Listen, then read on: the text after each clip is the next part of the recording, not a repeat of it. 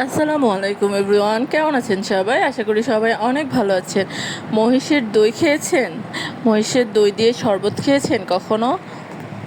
চলেন আমি আজকে মহিষের দই দিয়ে শরবত কিভাবে বানিয়েছি আপনাদেরকে দেখাই। প্রথমে খেজুরের গুড়গুলোকে একটু থেতো করে নিয়েছি, এরপরে একটি গ্লাস নিয়ে খেজুরের গুড়গুলো দিয়ে দিয়েছি। যে যার পছন্দ মতো মিষ্টিটা দিয়ে নেবেন। এরপরে আমি মহিষের দই দিয়ে দিয়েছি।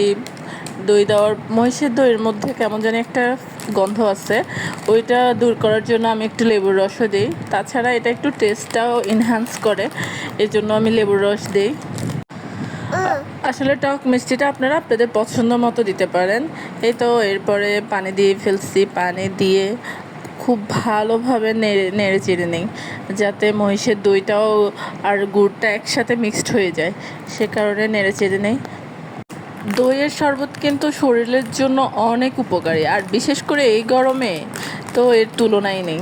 আপনার শরীরে পানির ভারসাম্য রক্ষার জন্য কিন্তু দই অনেক বেশি উপকার, আর কোরবানির সময় হজমের কার্যকারিতা বৃদ্ধির জন্য কিন্তু দইয়ের শরবত অনেক বেশি গুরুত্বপূর্ণ।